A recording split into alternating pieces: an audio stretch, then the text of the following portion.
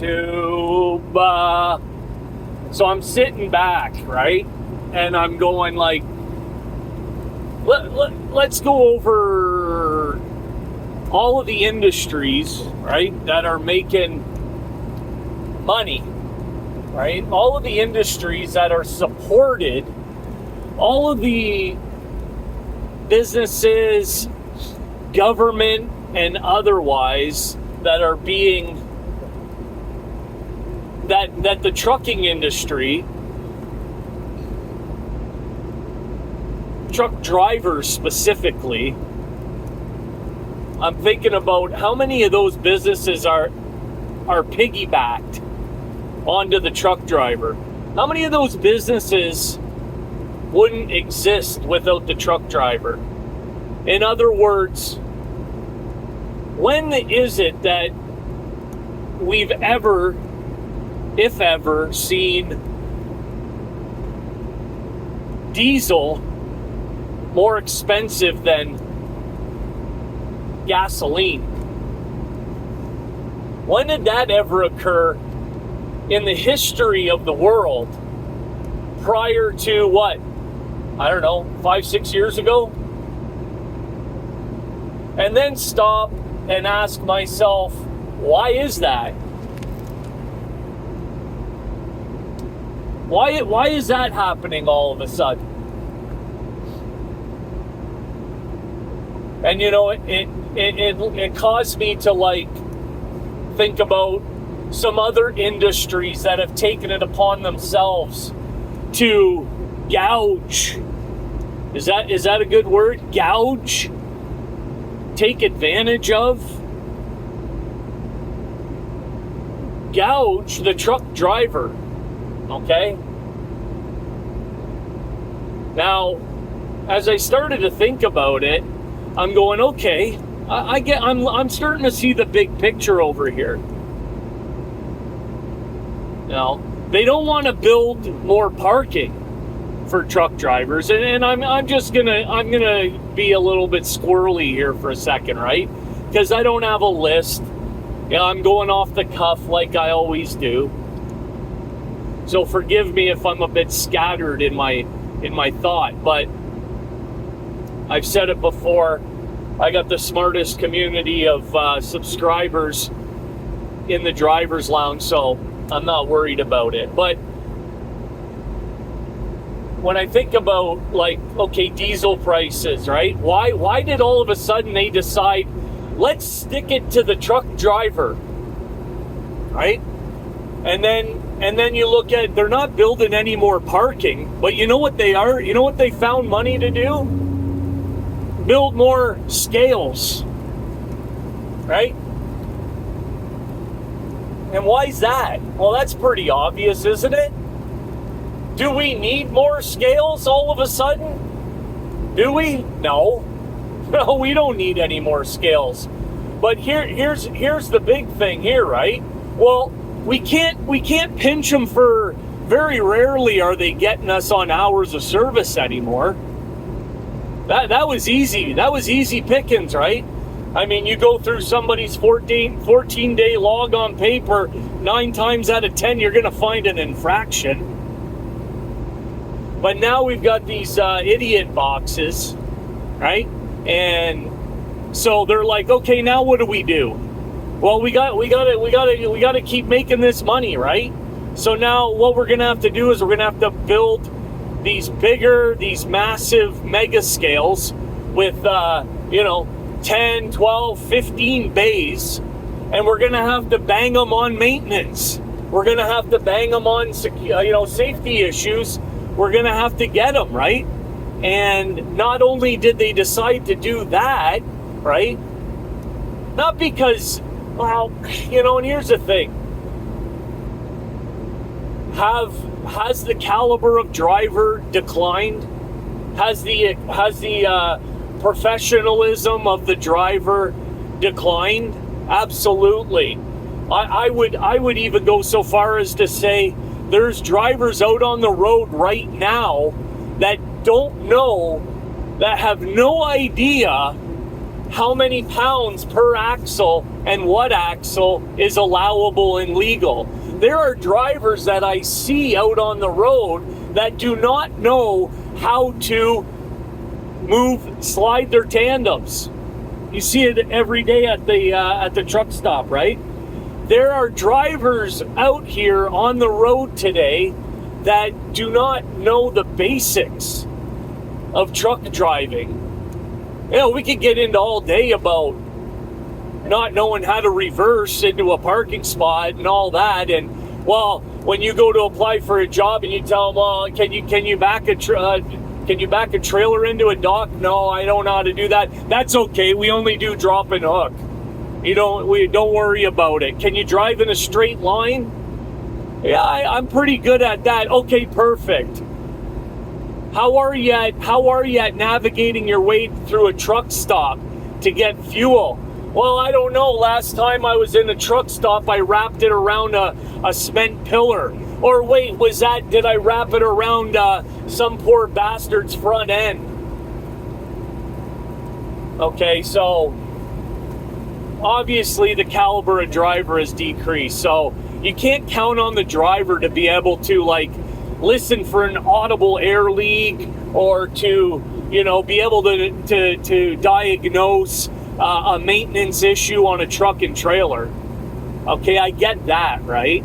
But that's just another example of how can we gouge the driver? And then take it a step further, and I can make a whole video on the DOT and what's going on there, and all of their antics and nonsense and garbage. But I mean, that's another video. I just want to skim over some of the things in this video. Then I started thinking about, okay, now look at the diesel mechanics. The diesel mechanic.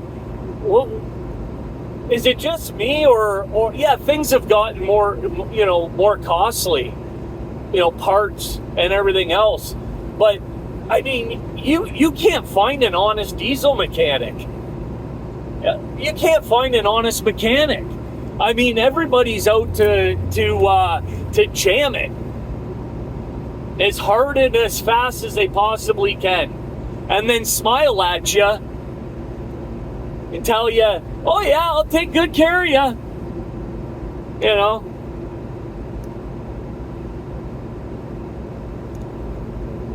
So you got the repair technicians, the diesel mechanics.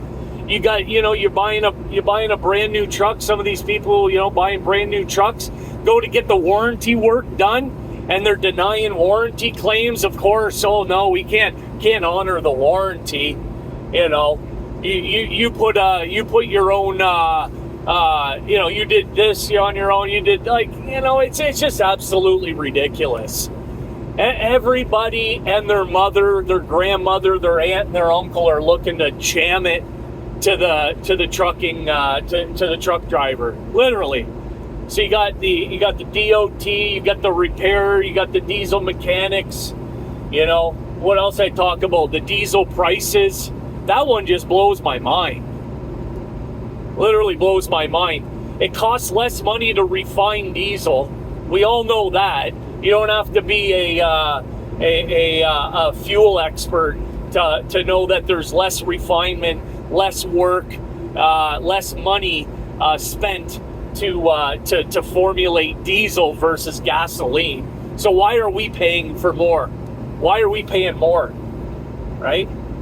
Makes absolutely no sense. I mean, it makes perfect sense if you're stupid, right? Then, of course, we could talk all day about the brokers. The brokers. I mean, listen, if I was a broker, I'd be sticking it to the truck driver too, because my job's gonna be, it's gone. What's the word I'm looking for?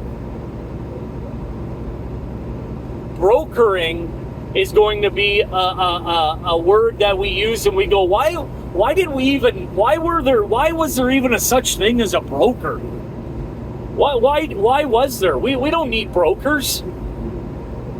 You know, if you start looking into blockchain technology and what that really means, right? In that instance, it means cutting out the broker, right? It means streamlining the process so that there's not, you know, how many hands has the owner-operator got in their pocket? I'm not even I haven't even touched on insurance yet. Fucking insurance, man. Again, right? Insurance brokers.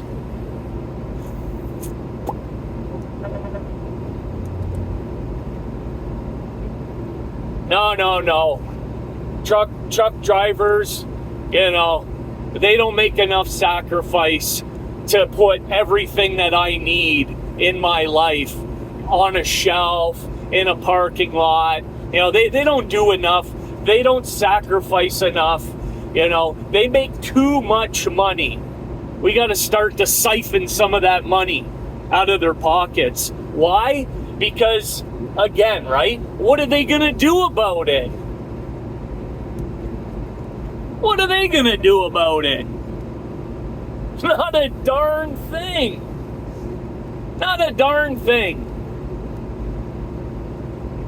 And then you mix, you throw in the fact that more and more truck drivers can't even speak, read, or write English. What are they gonna do about it, man? Sign here. Okay, no problem. Boop, boop, boop, boop. Then it used to be like there used to be such a thing where you went to go work for a company and they wanted to see you succeed, right? Because your success is in direct correlation to the carrier's success. Like if I have drivers that are making money, that means I'm making money. But here's a twist in all that now too, right? I don't need my driver to make money. Shoot, I don't even actually need my driver to really run that many miles. You know why? Because all my money is going to be made from leasing these stupid mother effers a truck.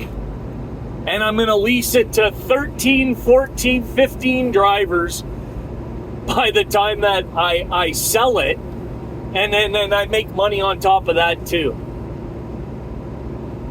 And here's the kicker. Every single one of them that signs their life away on that lease, they're gonna think I'm doing them a favor. I'm gonna be their best buddy. You know?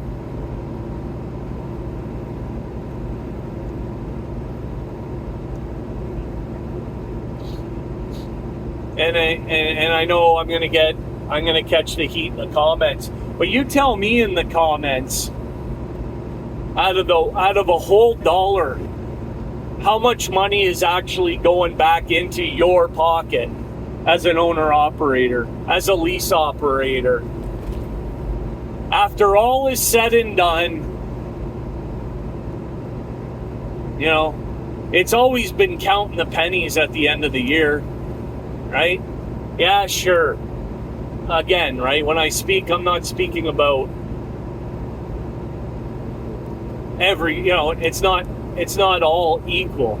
But when you're talking about 95% of the industry is starving right now, 95%, I would say that's a conservative number. I think it might be even up around 97, 98%. There might be like 2% of the industry right now that is actually, and I hate this word, but thriving, doing well.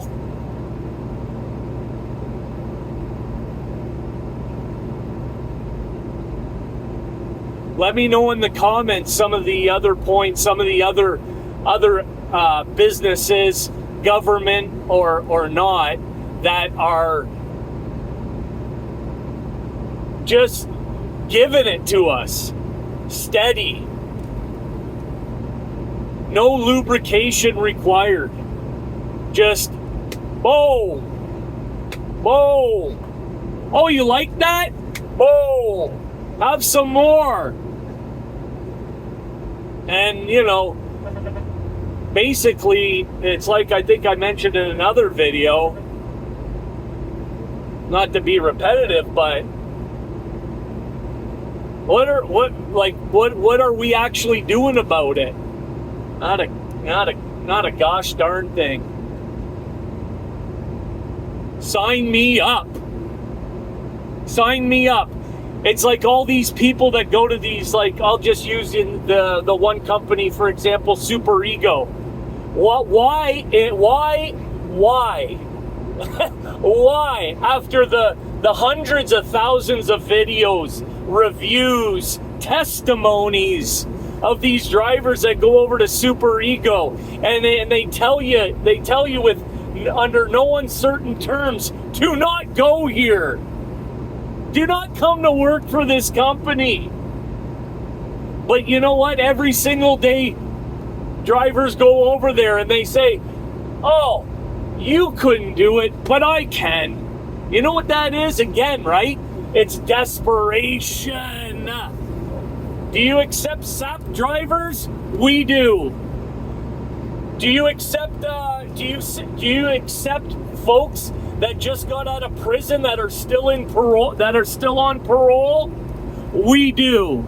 Do you accept drivers that have been in a avoidable collision in the last 6 months, that barely have their license ain't worth the paper it's written on? We do. You're in luck. Oh my God. Okay. So what do I got to do? Well, you just got to get down over here to Chicago and do our 60-minute orientation, and Bob's your uncle. You're good to go. Okay. Well, how am I going to get there? Well, what you got to do is rent a car, take a plane, you know, depending on what part of the country, hop on a bus. Well, I got no money. I got no car. Oh, don't worry about it. We got you covered. We got you covered. And then where am I going to stay when I get down there? Well, you have to get yourself a little motel room, you know, Motel 6, $69 a night. Well, how am I going to do that? I ain't got a pot to piss in or a window to throw it out of. Well, don't worry about it. We got you covered. You will put you up in a motel. Okay, that sounds great. How am I going to eat?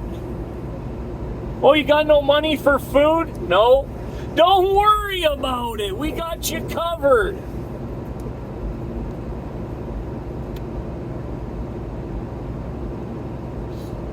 I'm on my way. Right? On your way where? On your way where? Just another victim. Who said that? Just another victim.